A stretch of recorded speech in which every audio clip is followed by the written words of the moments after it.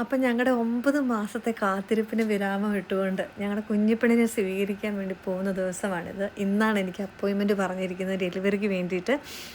So പ്രാർത്ഥിച്ച് എന്താ പറയുക, ദൈവവിചാരത്തോടു കൂടി ഇറങ്ങാമെന്ന് വിചാരിച്ചു. നമ്മുടെ നാട്ടിലാണെങ്കിൽ നമ്മൾ ഡെലിവറിക്കും ഇങ്ങനെ എന്താ പറയുക സിസേറിയനൊക്കെ പോകുന്നതിന് മുമ്പ് കാരണവന്മാർക്ക് സ്തുതിയൊക്കെ കൊടുത്ത് ബൈബിളൊക്കെ വായിച്ച് പ്രാർത്ഥിച്ചിട്ടാണ് പോകുന്നത്. അത് തന്നെ ഞങ്ങൾ ഇവിടെയും ചെയ്യുന്നത്. ഞങ്ങളുടെ ജീവിതത്തിലെ എല്ലാ കാര്യത്തിനും എന്ത് കാര്യത്തിനാണെങ്കിലും ഇറങ്ങുന്നതിനും പ്രാർത്ഥിച്ച് ഇവിടെ ഒരു തിരി കത്തിച്ചിട്ട് ഞങ്ങൾ ഇറങ്ങാറുള്ളൂ.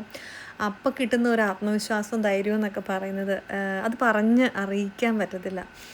അപ്പം ഞങ്ങൾ അങ്ങനെ ഒരു എന്താ പറയുക ജീവിതത്തിൻ്റെ ഒരു പുതിയ ഏട് തുറക്കാൻ വേണ്ടി പോവുകയാണ്. അപ്പോൾ ഒരുങ്ങി സുന്ദരിയും സുന്ദരനുമായി കാവടിയാടി ഞങ്ങൾ അഡ്മിറ്റ് ആകാൻ പോവാണ് അല്ലേ. നേരത്തെ പറഞ്ഞ പോലെ ചെറിയൊരു എക്സൈറ്റ്മെന്റും, എനിക്ക് ജിനുവിന് ചെറിയ പേടിയും എനിക്ക് വലിയ പേടിയും.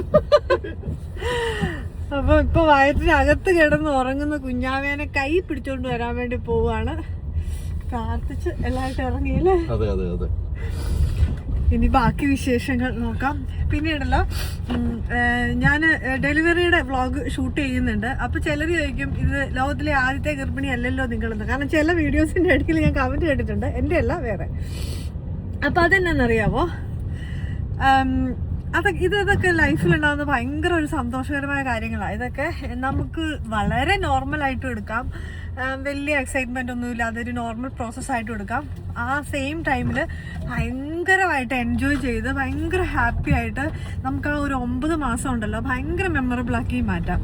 സോ എനിക്കിങ്ങനെ ഒരു ഇൻസ്പിറേഷൻ കിട്ടുന്നത് ഞാൻ ചിലരുടെ വീഡിയോസ് കണ്ടിട്ടാണ്, വ്ളോഗ്സ് കണ്ടിട്ടാണ്, പ്രഗ്നൻസി ഡെലിവറി വ്ളോഗ്സ് കണ്ടിട്ടാണ്.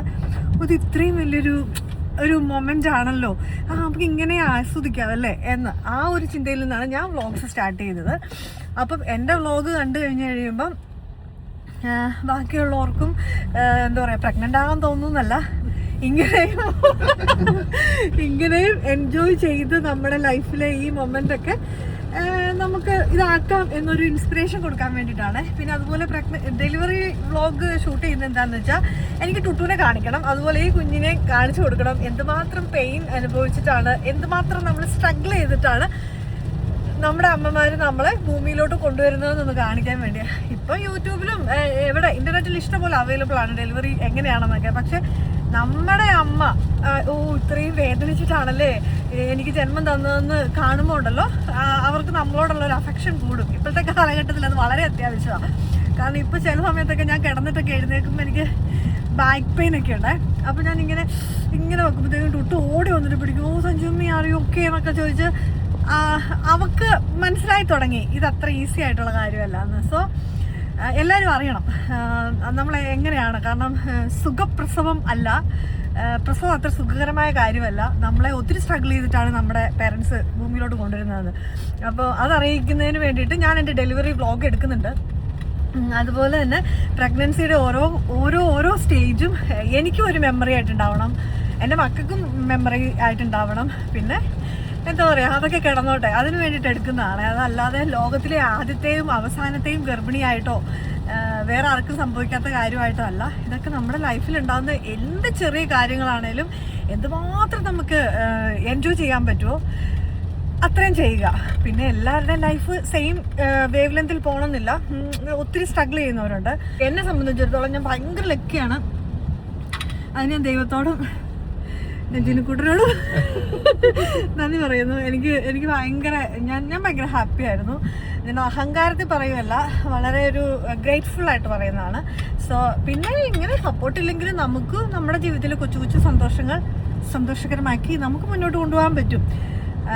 ചെറിയ കുഞ്ഞിൻ്റെ വയറ്റിൽ കുഞ്ഞ് അനങ്ങുന്നതൊക്കെ നമ്മളതൊരു വീഡിയോ ഒക്കെ എടുത്ത് നോക്കുകയാണെങ്കിൽ അതൊക്കെ വലിയ കാര്യങ്ങളാണ്. പക്ഷെ എൻ്റെ ഫസ്റ്റ് പ്രഗ്നൻസിയിൽ എനിക്കിതൊന്നും നടന്നില്ല.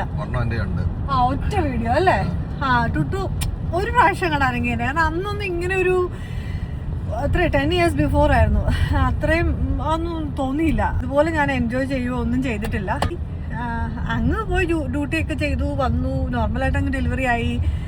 അതങ്ങ് അത്രയും ഒരു ലൈഫിലൊരു മൊമെന്റ് ആക്കി മാറ്റാൻ പറ്റിയില്ല.